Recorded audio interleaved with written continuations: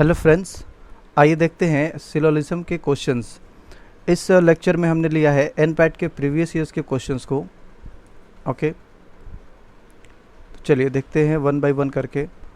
ये आपके लिए यूज़फुल होगा सभी कॉम्पिटिटिव एग्ज़ाम्स के लिए। जितने भी कॉम्पिटिटिव एग्ज़ाम्स हैं उसमें मोस्ट ऑफ द क्वेश्चंस में ये आपको सिलोजिज्म के क्वेश्चंस देखने को मिलेंगे। चलिए देखते हैं क्वेश्चन नंबर फर्स्ट क्या है। All snakes are reptiles. All snakes are reptiles, तो इसमें हम लोग वेन डायग्राम बना लेंगे। ऑल स्नेक्स आर रेप्टाइल्स, ये हो गए रेप्टाइल्स। और क्या है, some reptiles are amphibians. Some reptiles are amphibians, ये हो गए एम्फीबियंस। और क्या है, all amphibians are animals. All amphibians are animals, तो यहाँ पे ऑल एम्फीबियंस आर एनिमल का हो गया लाइन।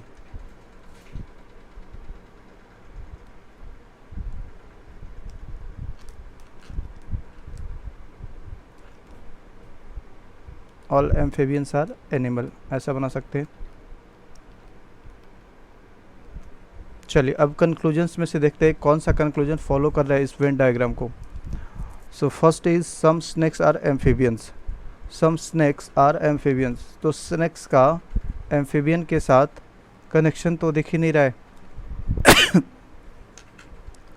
स्नेक्स का जो बाउंड्री लाइन है वो एम्फीबियन के साथ दिख ही नहीं रहा है।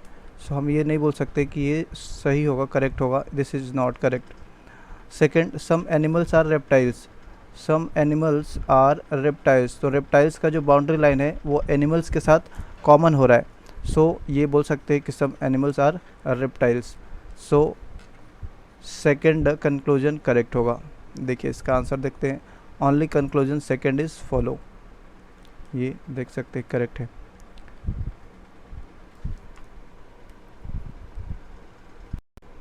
Question number two. Question number two क्या है, some vegetables are potatoes. Some vegetables are potato,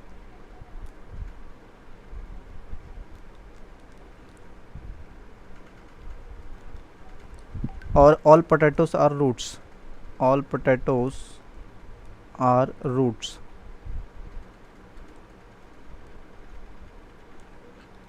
all potatoes are roots, ये हो गए।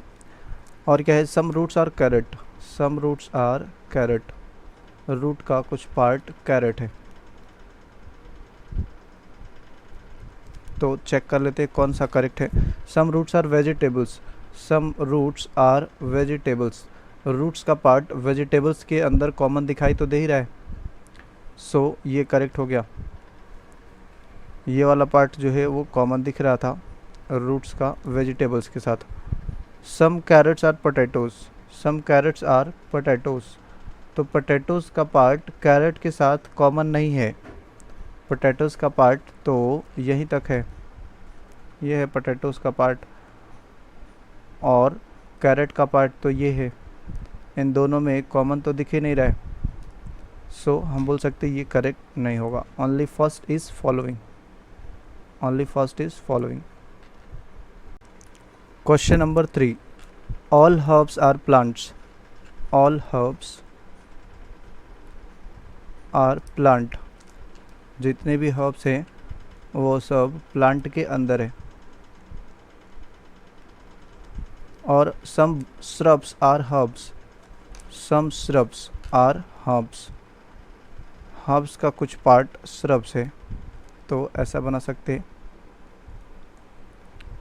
श्रब्स हो गया। Some shrubs are herbs, okay. Some plants are trees.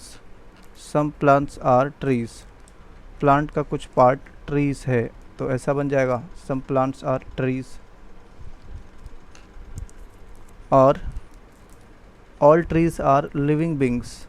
All trees are living beings, all trees are living beings, तो ऐसा हो गया living beings हो गया। चलिए अब चेक कर लेते हैं कंक्लूजन्स क्या क्या है। Some living beings are shrubs. Some living beings क्या श्रब्स के साथ कॉमन दिख रहा है? तो श्रब्स के साथ तो दिख ही नहीं रहा है, वो श्रब्स के साथ तो उसकी बाउंड्री लाइन टच ही नहीं कर रही है, सो ये करेक्ट नहीं है। Next, some trees are shrubs, some trees are shrubs, trees क्या श्रब्स के साथ है? ये भी नहीं है, ट्रीज का बाउंड्री लाइन श्रब्स के साथ बाउंड्री लाइन के साथ कनेक्ट नहीं हो रहा है, तो ये भी करेक्ट नहीं है।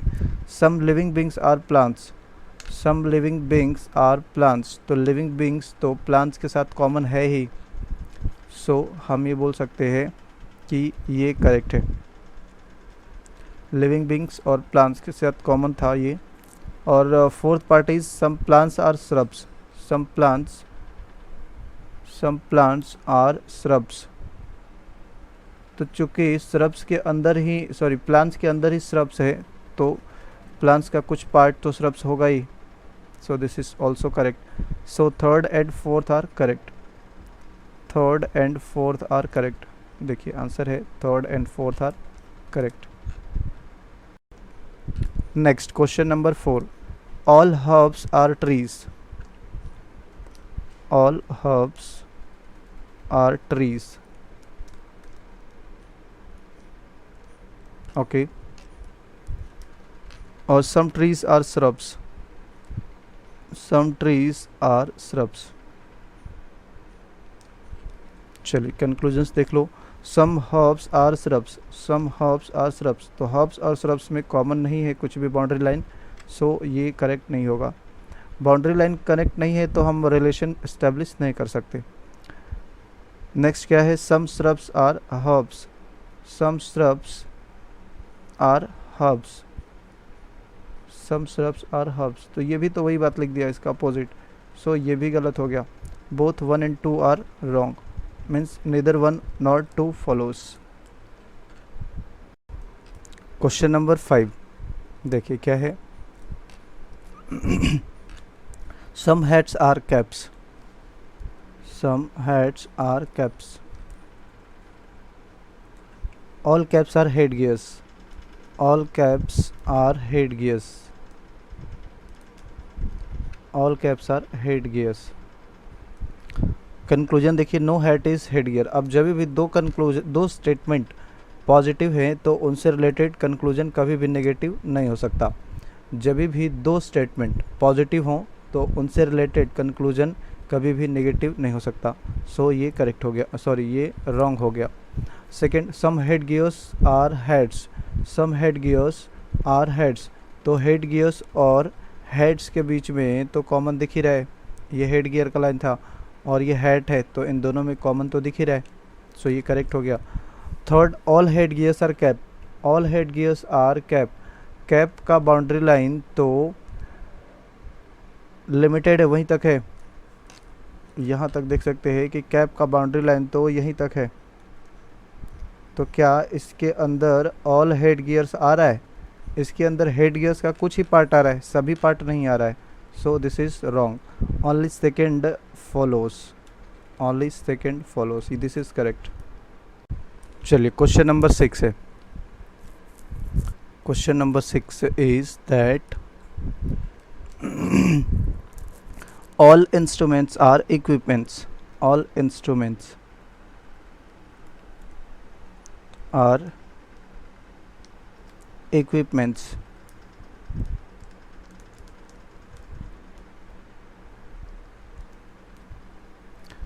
or some instruments are machines, some instruments are machines,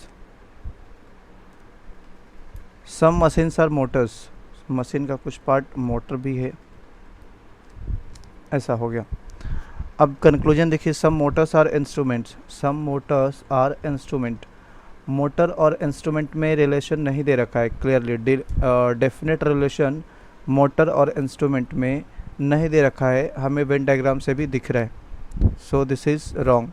some machines are equipments, some machines are equipments, ये करेक्ट है क्योंकि इक्विपमेंट के अंदर ही सभी चीज़ें हैं, तो कुछ पार्ट इक्विपमेंट्स का तो रहेगा ही, मशीन। और no motor is an instrument, no नहीं बोल सकते जब भी रिलेशन क्या बोलते हैं, जब भी स्टेटमेंट पॉजिटिव हैं तो उनसे रिलेटेड कंक्लूजन नेगेटिव नहीं बोल सकते। यहाँ पे मोटर और इंस्ट्रूमेंट देखिए कहाँ कहाँ पे दिख रहे हैं, यहाँ पे दिख रहा है मोटर और यहाँ पे दिख रहा है इंस्ट्रूमेंट। तो या तो सेकंड थर्ड को देख सकते हैं या फिर थर्ड और फर्स्ट को देख सकते हैं। ये सभी के सभी स्टेटमेंट पॉजिटिव थे। स्टेटमेंट अगर पॉजिटिव है तो उनसे रिलेटेड कंक्लूजन्स कभी भी नेगेटिव नहीं हो सकते। सो दिस इज़ रॉन्ग। बट एक चीज़ और है कि जब दो कंक्लूजन नेगेटिव हो जाते हैं, यहाँ पे देख सकते हैं ये भी नेगेटिव है, फर्स्ट वाला भी और लास्ट वाला भी, तो इधर 1 और 2 के सिचुएशन आने के चांसेस रहते हैं। जब भी दो कंक्लूजन नेगेटिव हो जाएंगे तो वहाँ पे इधर 1 और 2 का सिचुएशन आएगा। कंडीशन ये रहेगा कि दोनों का सब्जेक्ट और ऑब्जेक्ट सेम रहना चाहिए। तो देख सकते हैं दोनों में मोटर है, इंस्ट्रूमेंट है, और दोनों के दोनों गलत। और तीसरी बात की एक पॉजिटिव वे में गलत होना चाहिए और एक नेगेटिव वे में। तो ये पॉजिटिव स्टेटमेंट है और ये नेगेटिव स्टेटमेंट है, करेक्ट। एक पॉजिटिव स्टेटमेंट है और एक नेगेटिव स्टेटमेंट है। तो यहाँ पे इधर 1 और 3 का सेटअप दिख रहा है और 2 जो है वो तो करेक्ट है ही। सो ऑप्शंस देख लेते हैं क्या कैसा दे रखा है। देखिए ऑप्शन में दे रखा है ना, ओनली कंक्लूजन 2 एंड इधर कंक्लूजन 1 और 3 फॉलोज। तो यही करेक्ट आंसर है। इधर 1 और 2 के लिए कंडीशन क्या है? कंडीशन ये होता है कि सब्जेक्ट और ऑब्जेक्ट सेम होने चाहिए, पहली बात। दूसरी बात कि बोथ कंक्लूजन्स, स्टेटमेंट नहीं, कंक्लूजन्स आर फॉल्स, दोनों फॉल्स होना चाहिए। तीसरी बात, एक पॉजिटिव वे में होना चाहिए, one should be positive and other should be negative conclusions.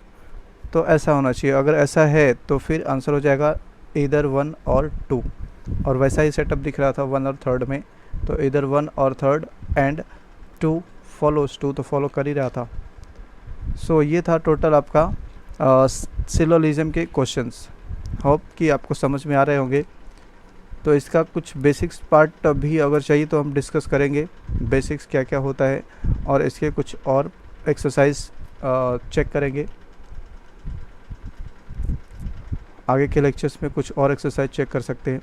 इसका PDF आपको डिस्क्रिप्शन में मिल जाएगा, तो PDF आप डाउनलोड कर सकते हो।